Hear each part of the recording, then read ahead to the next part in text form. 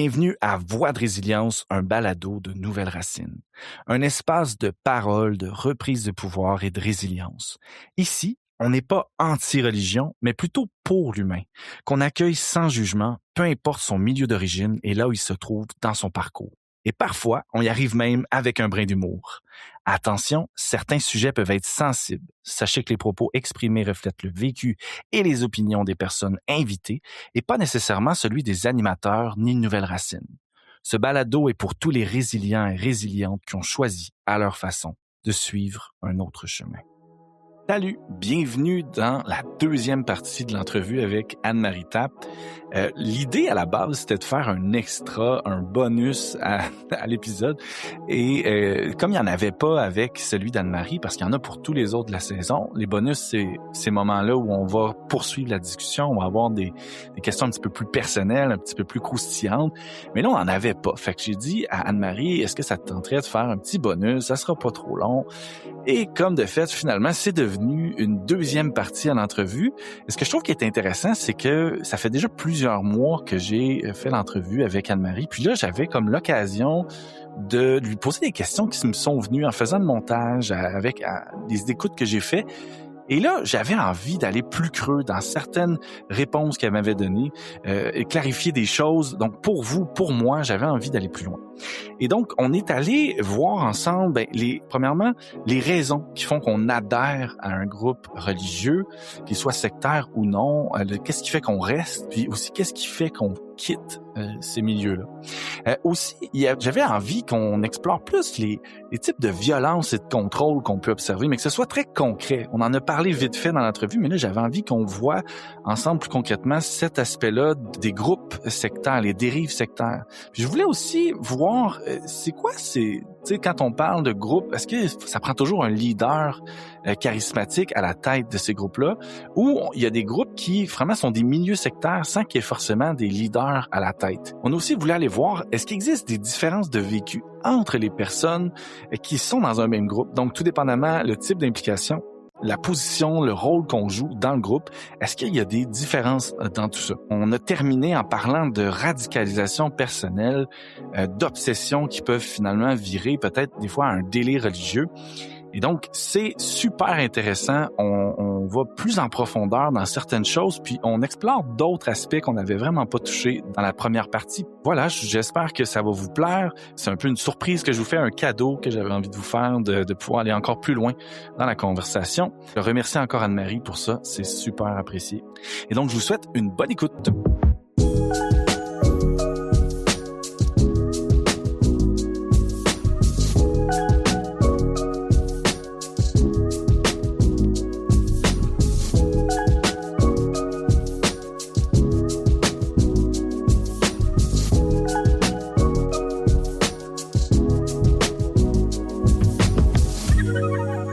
Anne-Marie, on a eu la chance de couvrir plusieurs choses, là, plusieurs termes, puis je trouvais qu'il manquait quelques termes qu'on n'avait pas définis là, en détail.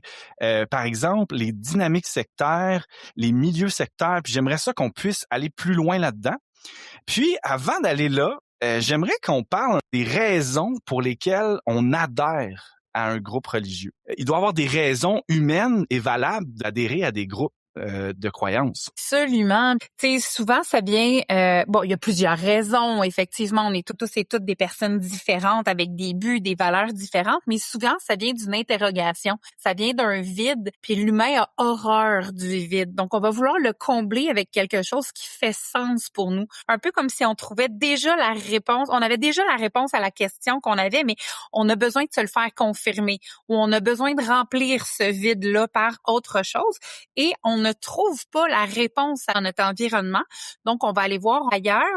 Soit c'est nous qui allons faire la recherche pour trouver cette réponse-là ou la réponse va s'imposer d'elle-même à travers quelqu'un qui a cette réponse-là. Quelqu'un ou un groupe ou quoi que ce soit qui a cette réponse-là. Puis là, ça va faire sens pour nous. Puis justement, ça va nous aider à diriger un peu plus nos pensées, nos valeurs, où on va avec ça. Puis ça va créer un sentiment d'appartenance parce qu'on n'est pas tout seul à croire ça ou on n'est pas tout seul qui cherchions une réponse à cette question-là.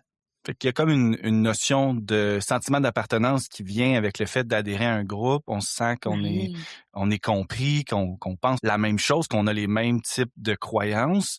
Ça me fait penser à une statistique qui avait sorti pour les Américains. Là. Bon, c'est sûr que ça doit être similaire quand même en Occident, mais il avait ressorti qu'il y avait une grande majorité des Américains qui se sentaient seuls.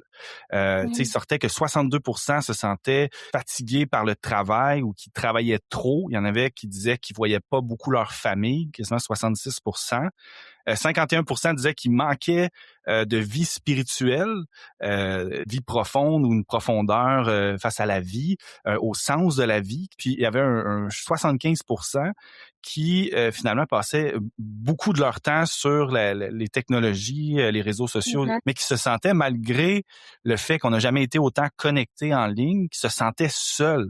J'ai l'impression que cet élément-là joue aussi dans cette recherche finalement de communauté que répond les groupes en général, les groupes d'appartenance. J'ai l'impression que cet élément-là est important, l'aspect communauté. Est-ce que je me trompe? En fait, je connaissais pas toutes ces statistiques-là, mais j'adhère en ton sens. La communauté, le sentiment d'appartenance, même pour les gens qui sont très indépendants, qui préfèrent s'isoler, vont vouloir adhérer quand même à un groupe, que ce soit en ligne, que ce soit au niveau d'un sport ou juste d'aller au gym, même si on est tout seul, il y a quand même des gens autour. Puis ça me fait penser, tu sais, même en étant entouré dans des grandes villes, on peut se sentir seul, même si on travaille dans une tour à bureau, on peut se sentir seul parce qu'on a un peu édulcoré le contact physique avec les autres. Puis c'est très correct aussi parce qu'on respecte plus la bulle des gens, on fait attention d'avoir le consentement. Puis ça, je suis 100% pour ça. Mais tu sais, je le vois avec des patients que j'ai eus à l'hôpital, entre autres. Euh, on ne touche plus le patient, alors que parfois, juste de mettre notre main sur sa main, sans compris, sans qu'on ait besoin de se parler. On est connecté, mais on n'a plus de présence. Et c'est la présence qui manque. Et dans ces groupes d'appartenance-là, que ce soit religieux, un milieu sectaire, que ce soit peu importe le groupe d'appartenance, ben il y a cette présence-là, il y a cet engagement face à l'autre personne en face de nous qui est présent. Puis c'est ça qui nous manque, cette présence et cet engagement-là. Les gens qui rentrent dans des groupes religieux, souvent, la première chose qui vient, c'est un peu ils appellent ça le love bombing, là. C'est comme on te bombarde de sentiments d'être accepté, d'être vu pour qui tu es, d'être aimé, tu sais, de dire, hey, viens avec nous, les gens sont gentils, les gens t'accueillent. Puis là, je dis pas que c'est sectaire, là, ce comportement-là en soi, mais c'est quelque chose qui souvent vient donner le goût d'adhérer à un groupe. C'est que tu dis, crime, tout Oui. le monde ici sont gentils avec moi, On est tu sais, ils sont compris, on est serviables, désiré. c'est ça, exactement. Puis je pense que dans tout ce que tu as nommé, l'aspect communautaire, il y a cet élément-là aussi des fois qui amène à la conversion, cette espèce de sentiment qu'on trouve une fraternité, on trouve des gens avec qui on veut s'associer, comme tu disais, qui pensent similaires à nous. Mhm. Mais aussi qui finalement nous donnent envie de revenir parce que c'est les relations qu'on tisse qui nous donnent envie de revenir. C'est un des éléments très forts, en effet, qui peut nous permettre non seulement d'adhérer, mais de rester dans un groupe. Parce qu'après ça, on a tout ce love bombing-là, si je peux réutiliser l'expression. On a cet accueil-là qui est chaleureux, où on est désiré, où on était presque espéré dans certains cas. Et on a ces relations-là qui se tissent autour de ce fait qu'on est désiré pour qui on est accepté pour qui on est et on est vu. Et ça, c'est important. On a parlé là de qu'est-ce qui fait qu'on adhère, mais là maintenant, qu'est-ce qui fait qu'on reste peut-être des fois malgré certains doutes, malgré Mhm. certaines situations qui nous correspondent pas ou en lesquelles on n'est pas tout le temps en accord? Qu'est-ce qui ferait qu'on peut rester dans un groupe, des fois même très longtemps? Il y a plusieurs raisons, puis je pense que la liste serait super longue à dire. C'est un peu comme pourquoi on reste dans une relation abusive, pourquoi on continue de travailler au même emploi alors qu'on ne traite pas tant. c'est les liens qu'on tisse avec les gens, entre autres, qui peuvent expliquer ça. C'est le fait d'avoir cette sécurité-là. Tu appartiens à un groupe, tu appartiens à une entreprise, tu as une sécurité financière, tu as une sécurité au niveau de tes amis, ton emploi du temps aussi, parce que ça peut réguler le temps. Autant un emploi peut le faire qu'un milieu religieux ou spirituel ou sectaire, ou ça régule beaucoup de choses. Puis, une chose en amène une autre, puis ça amène un projet, puis ça amène un but. Fait que même si en ce moment ça va pas bien, le but final est plus grand que soi, donc on a encore le goût de s'impliquer. Il y a comme un élément d'habitude où peut-être qu'avec le temps, on finit par s'accoutumer à des façons de faire. On a une routine, comme tu dis, un emploi du temps, on a des projets. Des fois, c'est difficile aussi de même douter ou s'arrêter pour vraiment réfléchir quand on a une réunion aux 2 jours, quand on est tout le temps entouré de gens qui croient les mêmes choses que nous. C'est vrai qu'à un certain point, c'est parce qu'on est habitué à ça, puis tu sais, on Bien pense pas sûr. trop à sortir ou à arrêter notre train de vie, un Ben, peu comme même tout si le on monde. pense à sortir ou s'arrêter, ce qui va être à l'extérieur va être de l'inconnu. Ça va être du vide, puis au risque de me répéter, on a peur du vide, on n'aime pas le vide.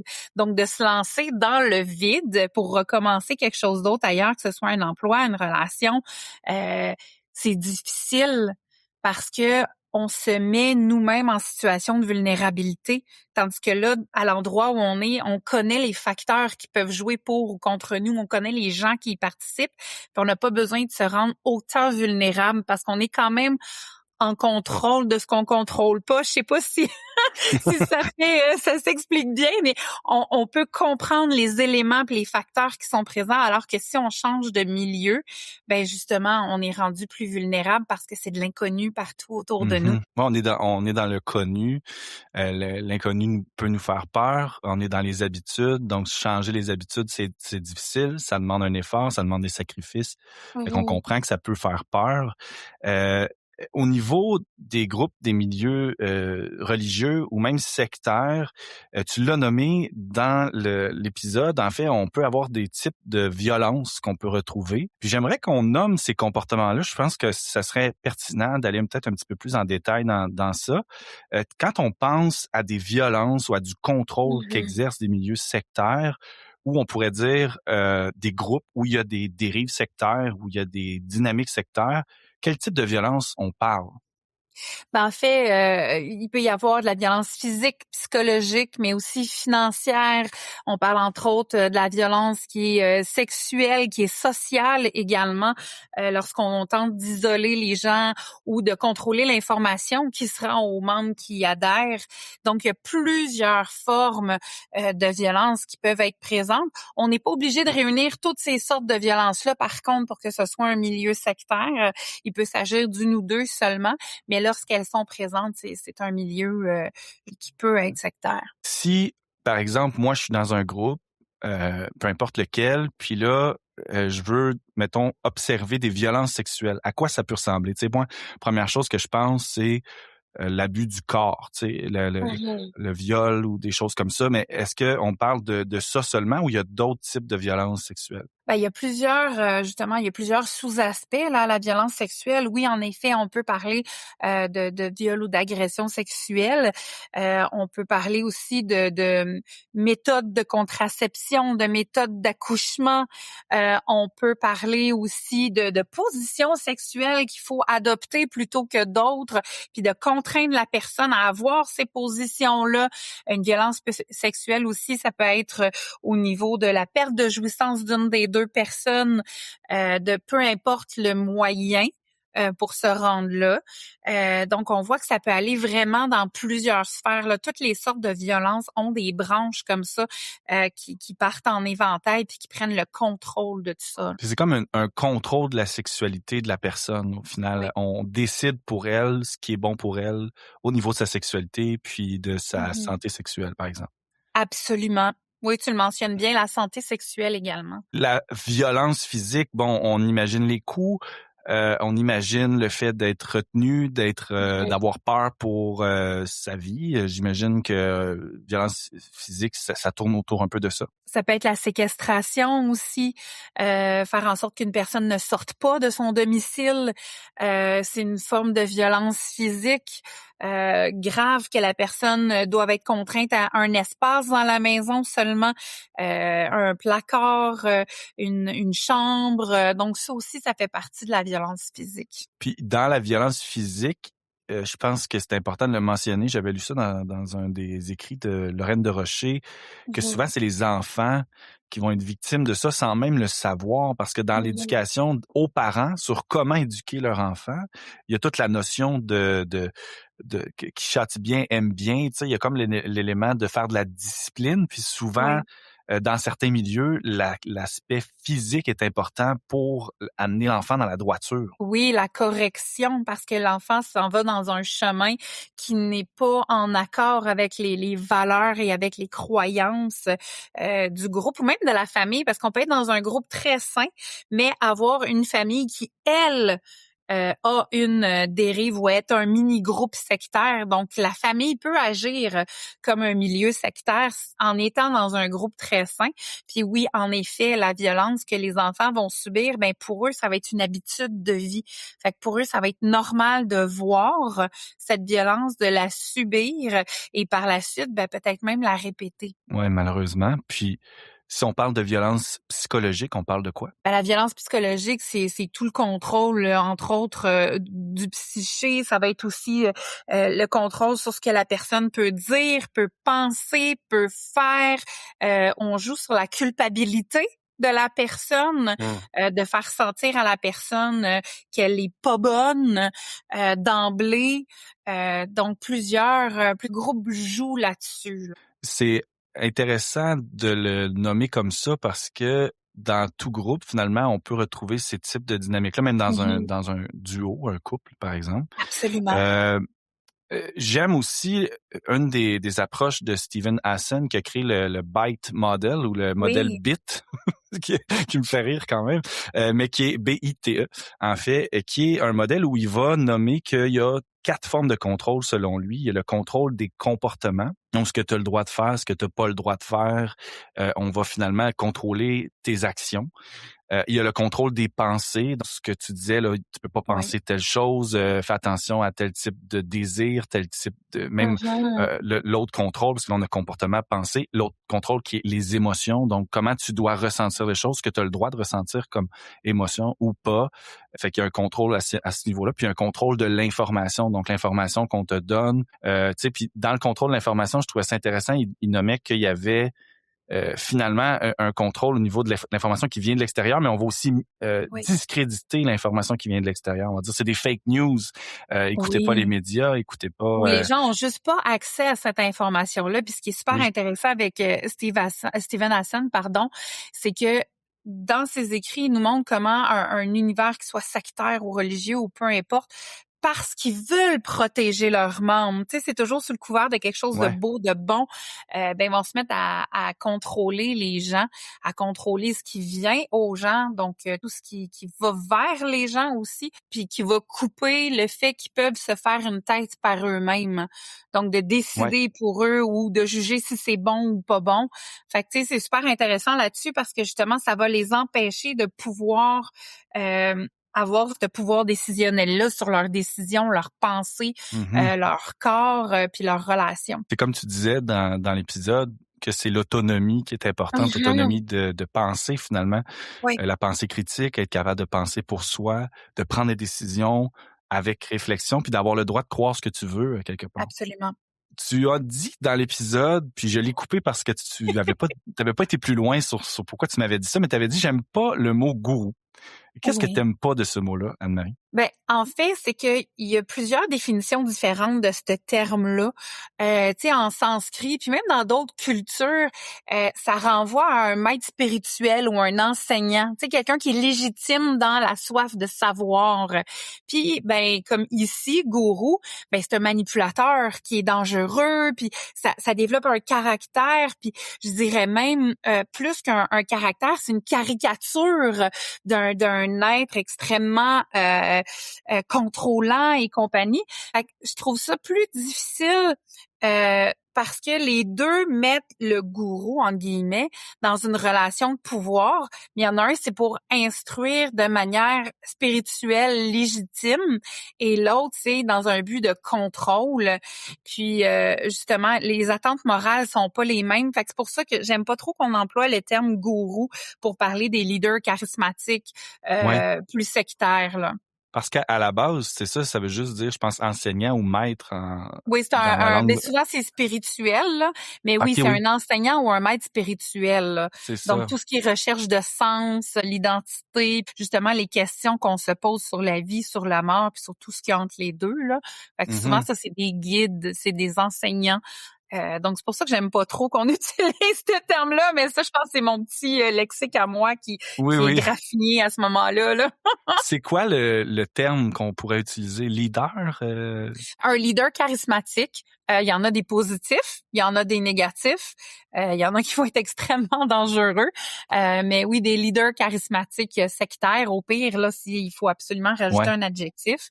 Mais oui. Puis d'ailleurs, avant qu'on parle de milieu sectaire ou de dynamique sectaire, parce que j'ai vraiment quelque chose que je veux savoir, là, tu sais, quand on parle des leaders, parce qu'on a Oui. parlé dans l'épisode, t'as parlé tu sais, des gens qui se mettent ensemble pour faire une commune, puis Mhm. t'as dit ça part pas la majorité du temps d'une mauvaise intention. Absolument. Puis moi, je serais intéressé à savoir, tu sais, toi, dans tes études, puis dans ton parcours, est-ce que tu vois qu'il y aurait des traits de personnalité ou des comportements typiques qui reviennent justement dans ces leaders charismatiques-là? Tu sais, des choses qu'on peut dire, me semble que, tu sais, oui, il y en a que c'est des bonnes intentions, c'était juste des bonnes personnes qui voulaient Ouais. bien faire, mais est-ce qu'il y en a qui on pourrait dire, tu sais, mettons, quand je pense à Jim Jones, Moïse Thériault, Charles Manson, ces leaders-là, est-ce qu'on peut dire que c'est des bonnes personnes qui ont voulu bien faire puis finalement qui ont mal viré, ou on peut vraiment retrouver des traits de personnalité ou des choses qu'on dit, ah, ça revient dans leur personnalité? Ben, en fait, il y a des bémols à ajouter à tout ça. Tu sais, à chaque fois, j'ai le goût de répondre, ben, ça dépend, parce que c'est tellement large et vaste. C'est sûr que leur personnalité, elle compte, mais ce qui va être plus décisif, ça va être l'alliance entre le charisme puis cette espèce de culture-là qui essaye de mettre en place, qui va venir comme un peu sacraliser leurs paroles, puis qui va donner une structure qui va décourager la critique, au point où, justement, la question de la santé mentale peut pas être isolée de la question éthique, là.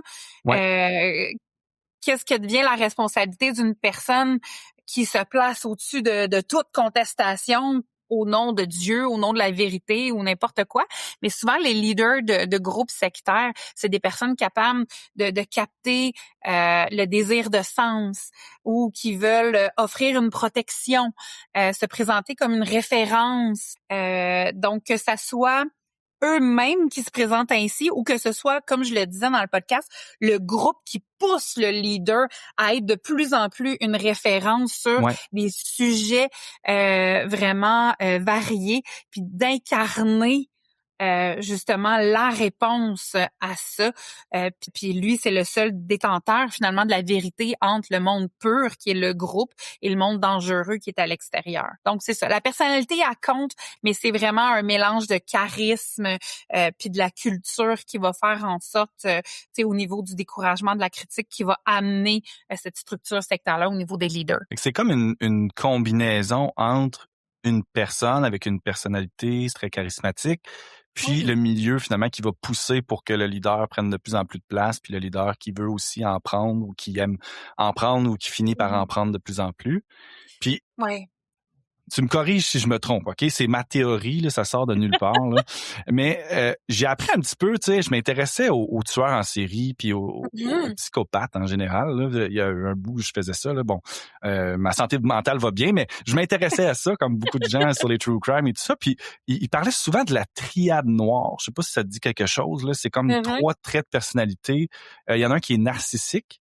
Le narcissisme, en fait, qui est le fait de se sentir supérieur aux autres, de se Ouais. sentir vraiment important. Mhm. Machiavélisme, qui était l'idée de vouloir atteindre ses buts, même en Mhm. manipulant puis en faisant du mal à autres. Une Et il y avait stratégie. avec une stratégie, ouais, c'est ça, tu sais, le Mhm. fait de réfléchir à l'avance, mais si je dis ça à telle personne, mais là, ça va faire tel effet, puis là, ben, ça va me faire avancer dans l'organisation. Tu sais, arriver à ses fins là, en faisant le mal, Oui. on pourrait dire ça. Puis l'autre élément, c'était la psychopathie, le fait de ne pas avoir d'empathie, donc l'incapacité à se mettre à la place des autres, à être capable finalement d'avoir de la peine ou de ressentir Mhm. le mal qu'on fait aux autres. Est-ce que, tu sais, là, encore une fois, bon, je te pose la question, c'est une théorie vraiment peut-être à côté de la traque, mais est-ce qu'on retrouve un petit peu de ça dans ces leaders charismatiques-là? Il peut y en avoir, en effet. Au niveau de la psychopathie, on parle aussi de l'impulsivité de la personne.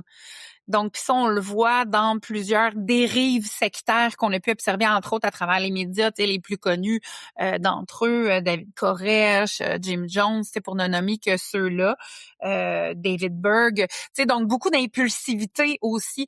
Donc oui, on peut retrouver ça chez les leaders charismatiques, mais sectaires, mais ça peut aussi venir d'une bonne intention, comme je le disais dans le podcast, mais qui va amener un certain narcissisme à un certain point ou qui va Ouais. déclencher, unlock le narcissisme de la personne par les encouragements du groupe ou donc c'est pas faux, mais il faut amener le bémol de Ouais. les gens ne le font pas nécessairement justement de manière machiavélique pour manipuler les autres. Un petit peu toujours la question qu'on se pose quand on regarde un leader, puis bon, pour pas le nommer, mettons, je regarde Donald Trump, je me pose toujours la question, est-ce qu'il croit ce qu'il dit ou il fait ce qu'il dit avec des mauvaises intentions en nous mentant à tous devant la face, tu sais, parce qu'il y a comme un côté des fois où on se demande si la personne, elle est réellement honnête dans ce qu'elle dit qu'elle croit, mais il y en a qui Ouais, croient vraiment, véritablement, qui sont un envoyé spécial de Dieu ou qui sont prophètes. Je absolument. pense qu'à quelque part, et la majorité doivent croire vraiment. Puis tu sais, ce que je comprends, c'est que c'est une combinaison. Là, tu sais, si la communauté te pousse vers ça, puis là, tu sais, tu vis des Mhm. périodes de transe, tu fais des rêves, tu sais, là, tu finis par penser que Dieu te parle directement. Et Mhm. là, ben, ça peut nourrir une forme de narcissisme. Puis, tu sais, si, mettons, j'allais un petit peu plus loin avec toi, la santé mentale, est-ce que c'est un enjeu? Tu sais, quelqu'un qui aurait une problématique au niveau de la paranoïa, tu sais, qui a peur de Mhm. l'extérieur, il a peur des autres. Est-ce que ça peut jouer, ces éléments-là de santé mentale? Ben, c'est sûr que ça peut jouer. Est-ce que c'est nécessairement là? Non.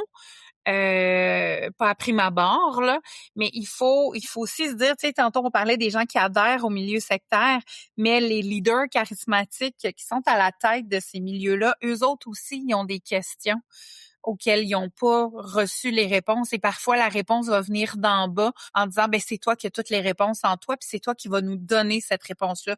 Fait que là, il est obligé rapidement de trouver une réponse à ça.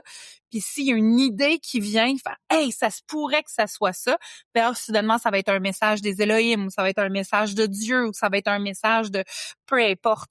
Tu sais donc la personne, le leader charismatique ou la leader charismatique a aussi des questions auxquelles il n'y a pas de réponse. Donc, la personne se retrouve, oui, comme leader, comme bourreau, mais aussi comme victime de tout ce cercle-là, de cette pyramide finalement-là. Et c'est vraiment un amalgame d'une communauté et de son Mhm. leader, en fait, qui se renforcissent les uns les autres avec Absolument. une sorte de comportement, puis toujours un peu fluide aussi, j'imagine, dans le temps, puis tout Mhm. dépendamment de ce qui arrive dans la communauté, ben là, on se renforce dans nos croyances, puis tu sais, le leader prend de plus en plus de place, tu sais. Fait que Mhm. c'est une dynamique de groupe, ce que j'en comprends. Oui, puis en même temps, tu sais, justement, à force d'avoir toujours raison comme ça entre nous, là, tu sais, dans le groupe, on a tout le temps raison, puis on a toujours des réponses, ben ça vient creuser justement cet écart-là avec les gens qui sont à l'extérieur du groupe. Donc, ça polarise encore plus les idées, les tensions avec l'extérieur, puis ça va amener cet isolement-là qui, avant, était peut-être juste physique ou juste mental, puis là, ça va être les deux ensemble. Donc, tu as plus de misère à quitter ce groupe-là parce que tu vas te mettre à avoir peur de l'extérieur. Ouais. Donc, même si le leader ou les anciens ou peu importe les figures d'autorité qui sont là ont pas réponse à tout et que on peut chicaner avec eux, avoir des prises de tête avec eux, l'extérieur est encore plus dangereux. Donc, Hum. justement, ça va amener cette polarisation-là, le fait que la structure se nourrit d'elle-même. Oui, oui, oui. Puis là, mettons que on va parlé des dynamiques sectaires. On a parlé dans l'épisode qu'il y avait des petits groupes, par exemple, dans des grands groupes religieux institués et tout, qui pouvaient avoir des dérives sectaires. Ouais. On a parlé du fait que les dérives sectaires peuvent arriver dans toutes sortes de milieux, puis que, dans le fond, les dérives sectaires, bon, mais c'est cette tendance-là à aller finalement vers du contrôle, vers l'isolement psychologique, mais ça peut être l'isolement physique, et finalement, on brime la liberté de penser puis l'autonomie de penser. Tu sais, on avait parlé de ces dérives-là, mais moi, ce qui me restait en tête après notre entrevue, c'était de me demander, mais il existe, oui, OK, des groupes qui ont fait les manchettes là, parce qu'il y avait des leaders charismatiques, puis là, ben, il y a eu des drames, etc. Mais il y a aussi des groupes qui n'a pas forcément un leader charismatique, peut-être au départ, là, à sa fondation, il y a quelques centaines d'années, mais qui, avec le temps, sont devenus des organisations religieuses établies avec des assemblées ou des bâtiments un peu partout sur la planète. Et finalement, dans ce groupe-là, même s'il n'y a pas ce leader-là, on dirait que l'organisation centrale qui établit les règles, qui établit les dogmes, qui établit la dynamique de communauté, finalement, amène une dynamique sectaire. Est-ce que je me trompe en disant que ce type de groupe-là serait des milieux sectaires? En fait, il y a beaucoup d'éléments dans ce que tu as dit. En effet, un groupe peut devenir sectaire sans avoir un chef unique. Puis ça peut arriver quand les règlements ou les doctrines ou les pratiques de manière collective produisent cet enfermement-là. Dans ce cas-là, on parle de milieu sectaire. C'est quand l'ensemble de la culture interne, des discours qui reviennent souvent. Tu sais, des fois, on parle de non-dit, quand il y a des sanctions implicites là ou des loyautés qui sont attendues à une personne ou à une autre. Quand ça s'installe comme une forme de règlement, tu sais, un absolu qu'on peut pas défaire. Puis ça fait en sorte que si on critique ce discours-là, ça devient une trahison qui est presque sacrée, là, tu sais. Donc, souvent, ça arrive au niveau du noyau décisionnel d'un groupe. Ouais. Donc, ça sera pas tout le monde, là, qui va aller là. Oui, parce que il y a des groupes qui, dans l'enseignement qui va être donné, tu sais, des fois, l'enseignement part d'une place centrale, là, dans une autre ville américaine ou autre. Puis là, ben, l'enseignement, finalement, va être juste transmis par les leaders de la communauté locale. Mais dans ces enseignements-là, il y a de l'abus ou il y a des dogmes ou des règlements qui peuvent être écrits ou non écrits qui finalement vont brimer la vie des gens, vont contrôler la vie des gens. Les gens vont s'interdire de poser certains actes, d'aller chercher certaines aides médicales. Ils vont avoir une vie très recluse sur eux-mêmes. Mais ça vient pas d'un leader. Tu sais, on peut pas dire c'est le leader de chaque communauté. C'est le fait que la communauté s'isole ou, par exemple, dans certaines communautés, il y a ils ont leur propre système de justice ou quand il y a eu des abus d'enfants, il y a eu des crimes qui ont été commis dans la communauté. On va régler ça à l'interne. On n'ira pas voir les autorités de l'État. Tu sais, on va pas aller chercher de l'aide extérieure. On va régler ça à l'interne. Fait que c'est comme si la dynamique du groupe, en tant que telle, est sectaire. Et même ça peut partir d'une bonne intention. Puis là, je sais que c'est aberrant ce que je viens de dire, là, mais je m'explique. Le fait de régler à l'interne, l'exemple que tu as dit justement au niveau d'abus d'enfants, le fait de le régler à l'interne, ça peut être aussi pour ne pas salir le message. Parce que si ça se rend à l'extérieur, là, je vais prendre par exemple le christianisme, là, tu sais, mais j'inclus là-dedans tout ce qui est christocentré, là, catholicisme et compagnie. Si justement il y a des abus, ben là à ce moment-là, si ça sort, c'est toujours la menace des médias. Si ça sort dans les médias, les gens vont penser que c'est tous les croyants, tous les chrétiens ou tous les catholiques qui font des abus. Et c'est pas pour rien que cette crainte-là est véhiculée. On l'a vu, entre autres, avec les prêtres, les églises catholiques et compagnie, tu sais. Fait tellement que maintenant, ça en est un meme de dire, hey, il y a un prêtre, tu sais, puis il y a des memes sur des jokes de prêtres avec des enfants. On en a tous entendu, on en a peut-être tous dit aussi, mais la vérité étant que ben, c'est parce que c'est sorti dans les médias. À la base, c'est de vouloir contrôler ce qui sort dans les médias aussi. Puis je pense pas que ça parte d'une mauvaise intention. Je pense que ça part du fait qu'on ne veut pas pervertir le message de Dieu. On ne veut pas que les gens pensent que les croyants, c'est des abuseurs. C'est cet individu-là qui a fait ça. Fait Ouais. qu'à l'interne, on va régler le problème de cet individu-là pour pas que tous les croyants soient mis dans le même bateau, qu'on pense qu'ils sont tous comme ça, puis que les gens fassent des généralisations abusives, puis que ça vienne nuire au message, que ça vienne nuire à l'espèce de mission d'apôtre, de parler du message, Ouais. parce que sinon, les gens voudront plus rien savoir après de Dieu, alors qu'on sait que pour eux, c'est la réponse à tous les maux de la terre. Fait que ça viendrait pervertir le message principal. Je comprends ce que tu veux dire quand tu dis ça part pas d'une mauvaise intention, dans le sens où l'intention peut être de préserver le message parce que notre message, Oui. on croit qu'il Ils est n'ont pas pur, on croit préservé qu'il est... l'agresseur. C'est ça, exactement. Puis, c'est pas toujours dans l'idée de faire du bien, mais c'est aussi des fois de préserver le bien, oui, commun, en disant, mon message, c'est important que les gens, finalement, ils entendent le vrai message et non pas les comportements de la personne qui a fait des abus ou qui a pas respecté les commandements de Dieu ou les commandements enseignés dans le groupe. C'est intéressant que on parle de ces milieux-là parce que je sais qu'on a des membres chez Nouvelle Racine qui font partie de milieux puis qui peuvent dire, tu sais, nous, on n'a pas forcément un leader charismatique, mais qu'on a finalement un milieu qu'on peut décrire comme sectaire. Puis on peut dire peut-être les pères fondateurs, mais tu sais, c'est des fois c'est un petit peu ça. Tu sais, c'est comme s'il y avait un père fondateur, leader charismatique ou une femme là au départ, puis avec le temps, c'est devenu une religion instituée, mais dans le fond il y avait un leader à la base, un peu comme le christianisme. Tu sais, il y a toujours à quelque part un leader ou des figures importantes là, dans les mouvements, j'imagine. Je sais pas si chaque religion était une secte au départ qui a évolué dans le temps. Là. En fait, l'idée que toutes les religions ont été des sectes au départ, ça pointe vers quelque chose de vrai, mais c'est réducteur à la fois. Il y a beaucoup de traditions qui ont commencé comme des minorités contestataires, super soudées puis qui critiquaient l'ordre établi. Ils n'ont pas toutes nécessairement fonctionné sur un mode d'emprise systématique. La différence se joue dans la manière dont un groupe va gérer à travers le temps la tension entre les convictions qui sont fortes, le respect de la conscience. On parlait des types de violence tantôt, la cohésion.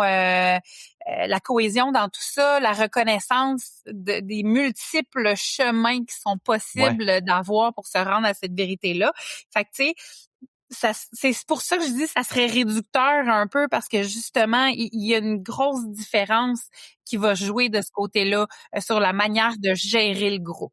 C'est ça, comme on nommait, il fallait quand même faire la distinction entre une religion ouverte sur le monde et les groupes qui sont considérés sectaires ou qui ont une dynamique sectaire parce que ils s'isolent ou il y a pas d'autonomie de pensée ou il y a du contrôle. Surtout au niveau de l'autonomie de pensée parce qu'on peut s'isoler sans être sectaire nécessairement. Oui, c'est vrai. Merci de me rappeler à l'ordre. Et le temps passe vite, tellement vite avec toi, Anne-Marie. Tu me dis si tu es d'accord ou pas. Oui. Des fois, dans une organisation, les gens qui sont, disons-le comme ça, là, dans les échelons inférieurs, là, ceux qui sont, par exemple, abonnés à une application de yoga, vont bénéficier des services de l'application. Ils vont faire quelques mouvements de yoga, ils vont respirer, puis ils vont faire de la méditation, ils vont bien apprécier.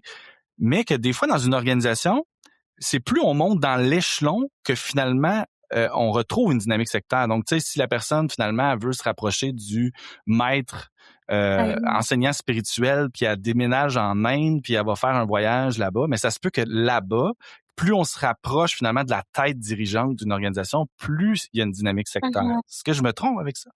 En fait, je peux t'accorder tellement de points sur ce que tu viens de dire. Comment je peux dire ça? On le voit, entre autres, dans Nouvelle Racine. C'est le meilleur exemple que je peux prendre. Il y a des gens qui étaient dans des groupes que je vais pas nommer, mais qui étaient dans des groupes qui ont vécu de l'abus, qui ont vécu du sectarisme, mais que le reste de l'Assemblée en ont pas nécessairement vécu parce que lorsqu'on se rapproche du noyau décisionnel, il y a comme une espèce de responsabilité de montrer patte blanche. Donc, on va t'en demander plus à toi. On va en demander plus au pasteur et à sa famille qu'on va en demander à quelqu'un qui fait juste se pointer le dimanche, entre autres, puis qui retourne chez eux après. Parce que, il faut être la famille modèle, parce qu'il faut prêcher par l'exemple. Puis justement, cette prêche par l'exemple-là implique énormément de responsabilités pour les gens qui y participent. Donc, les gens qui sont proches du noyau décisionnel ou qui sont dans le noyau décisionnel, ça va être, on va leur en demander plus. Donc, ils vont avoir plus de règles à suivre et on va vouloir garder le pouvoir à l'interne, inconsciemment ou consciemment, et on va se rapprocher les uns des autres. Et ça peut créer justement ces milieux sectaires-là dans un environnement qui, pour ceux qui sont à l'extérieur du noyau décisionnel, eux, ils subiront jamais d'abus ou quoi que ce soit. Puis le meilleur exemple que je peux prendre sur ma propre page Facebook, je parlais, v'là pas si longtemps d'ailleurs, d'abus religieux. Et puis, j'avais 2 personnes qui étaient du même milieu qui se sont mis à s'astiner sur ma page en disant, ben non, Ouais. on n'a jamais vécu ça. C'est pas vrai ce que tu dis. Puis l'autre personne, regarde, moi, j'ai vécu ça. Donc, il y en avait une des 2 personnes qui était proche du noyau décisionnel, qui était dedans 100%, et l'autre personne qui était dans le même milieu, mais qui avait aucune responsabilité. Donc, ils étaient dans le même milieu, mais ils ont vécu des choses tout à fait différentes. Et justement, il y en a une des 2 personnes qui avait énormément de responsabilités et qui, c'est comme si cette personne-là devait des résultats au reste de l'Assemblée, alors que la deuxième personne ne devait rien, se pointait, allait à l'Assemblée et quittait après. C'est intéressant qu'on revienne un peu à l'individuel aussi, tu sais, Mhm. parce que dans une grande communauté religieuse, il y a des individus qui ont leur façon à eux d'interpréter, de comprendre, de vivre Mhm. leur foi, même si on a le même dogme central, par exemple. Puis, ça m'amène à parler un petit peu de quelque chose que j'avais comme réflexion récemment. Je me disais, tu vas me comprendre, là, puis tu vas pouvoir m'aider à démêler tout ça. La radicalisation individuelle. Tu sais, je pense à quelqu'un, par exemple, Oui. qui se met à s'enfoncer dans les théories du complot, qui se met à passer tout son temps à essayer de, par exemple, étudier la Bible en profondeur, le Coran, les enseignements d'un maître spirituel, un enseignant, puis qui finalement, à force de lire, de vouloir le comprendre, de vouloir être le plus proche de Mhm. la vérité ou le plus proche de ce qui est attendu par l'être divin ou les êtres extraterrestres ou autres, il peut finalement arriver à avoir une forme d'obsession qui peut Mhm. mener à ce qu'on appellerait un genre de délire religieux à un certain point où quelqu'un peut finir par sentir que même dans son groupe, il est comme différent des autres, puis lui, il a vraiment Mhm. compris, ou elle a vraiment compris la vérité. Puis je me demandais, on place où ça, cet élément-là, parce qu'on peut pas parler vraiment de dynamique sectaire, parce que c'est pas un groupe. Tu sais, est-ce qu'on peut s'auto-sectariser, là, si on peut dire ce mot-là? C'est super intéressant comme question parce que justement la radicalisation personnelle, on n'en parle pas souvent. Souvent, ça va être des éléments que les gens vont trouver dans un texte ou une interprétation d'un texte qui soit religieux ou non, qui va amener à cette dérive personnelle-là aussi. Donc, entre autres, si t'es pas capable d'arrêter de convoiter la femme de ton voisin, ben c'est mieux que t'aies plus d'yeux, tu sais, comme ça tu vas arrêter de la convoiter, puis là la personne s'arrache les yeux. C'est pas ça que le texte veut dire, tu sais. Mais la Uh-huh. personne qui en est arrivée là, si justement c'est un défi, j'allais dire un struggle, un défi de tous les jours, si c'est un combat interne au point où ça brûle la personne, ben la personne pourrait se rendre là afin de se mettre en règle avec les saintes écritures. Tu sais, donc oui, ça peut arriver une radicalisation personnelle. Souvent, ça vient d'une interprétation dérivée. C'est pour ça qu'il faut faire attention vraiment, puis euh, de pas isoler ou de laisser dans une chambre à écho, même si la personne est toute seule dedans, quelqu'un qu'on connaît. De toujours garder, si c'est pas une porte, au moins une fenêtre ou une craque de communication pour pouvoir se rendre compte quand la personne, justement, dérive comme ça, même si c'est une radicalisation qui est personnelle. Garder le lien, en fait. Oui, absolument. Puis, pour terminer, parce que ça fait déjà 40 minutes, puis ça fait déjà finalement un deuxième épisode, on va se le dire, je me demandais, tu sais, on a parlé de qu'est-ce qui fait qu'on adhère, qu'est-ce qui fait qu'on reste dans un groupe. Maintenant, tu sais, qu'est-ce qui fait qu'on pourrait vouloir quitter un milieu sectaire? La plus grosse question de toutes celles que tu m'as posées. En fait, on peut quitter parce que l'extérieur nous fait moins peur que l'intérieur. On peut quitter pour les mêmes raisons qui nous ont permis d'adhérer. C'est qu'on ne sent plus qu'on appartient à ce groupe-là. On ne sent plus que le groupe répond à nos questions et quitte à ne pas avoir de réponse, on préfère quitter que d'avoir les réponses qu'on a en ce moment. Ça a l'air niaiseux. Moi, il y a une chanson qui m'a énormément aidée à bien comprendre c'est quoi quitter un milieu sectaire, si je puis dire, qui a mis des mots là-dessus, même si à la base, c'était pas écrit pour ça. C'est mon chanteur préféré, auteur, compositeur, interprète, c'est Jacques Michel. Vous irez voir sur YouTube la chanson « Il chantait ». C'est une œuvre incroyable que j'offre à toutes les personnes qui ont quitté leur milieu religieux et sectaire. Ça dit un oiseau vivait en cage, mais il ne vivait qu'à moitié. Tu sais, les yeux tournés vers les nuages, espérant, tu sais, voulant fuir sa réalité. Puis à la fin, c'est comme Icare, tu sais, qui s'est collé des ailes avec de la cire pour pouvoir voler. Ben la personne était prête juste pour pouvoir se rapprocher un peu plus du soleil, à se lancer dans le vide, juste pour connaître une autre réalité, tu sais. Donc, je trouve ça magnifique comme chanson. Je vous invite à l'écouter, là. C'est beaucoup plus beau que ce que je peux vous avoir dit comme parole maintenant. Mais moi, j'ai beaucoup de difficultés à écouter cette chanson à cause probablement du milieu où je viens. Là, c'est pas un mystère pour personne que j'ai un double chapeau là-dedans. Mais voilà, c'est un chant qui est puissant et justement, je vous le donne là-dessus, là. C'est quitte à en mourir, je veux m'évader et m'en sortir. L'inconnu me fait moins peur que le connu. Wow. On pourrait finir là-dessus. C'est beau, hein? Oui, c'est beau. Puis, est-ce que tu serais d'accord avec le fait qu'il y a autant de raisons d'adhérer à un groupe que d'en sortir? Il n'y a pas seulement une raison là, unique que tout le monde a là, de quitter, mais il y en a plusieurs, puis chacun a sa raison valable à soi. Puis c'est nono, mais souvent, ce qui va nous engager à sortir, ce qui va nous donner le coup de pied à sortir, c'est ce qui va nous avoir attirés. Parce qu'on ne trouve plus cette réponse à cette question qu'on avait. Merci Anne-Marie, merci vraiment d'avoir fait un deuxième épisode avec moi finalement pour cet extra bonus tellement intéressant. Écoute, on te fera un extra numéro 2 pour la saison numéro 2. Merci de nous éclairer, de m'éclairer aussi. Puis j'espère que nos auditeurs vont apprécier cette seconde discussion, puis que ça vous éclaire encore plus. C'est comme ça a été le cas pour moi. Donc, encore merci, Anne-Marie. Un grand merci! Merci pour ton écoute. On te rappelle que chaque pas, aussi petit soit-il, est un pas vers la réappropriation de ton histoire et de ta vie. Tu n'es pas seul sur ce chemin. Et si la route devient trop lourde à porter, n'hésite pas à chercher du soutien auprès de professionnels. C'est un acte de résilience et de bienveillance envers toi-même. Tu peux retrouver sur le site de Nouvelles Racines de nombreuses ressources pour t'accompagner. Et si tu as envie de nous soutenir, rejoins-nous sur Patreon pour accéder à des contenus exclusifs, des bonus et bien plus encore.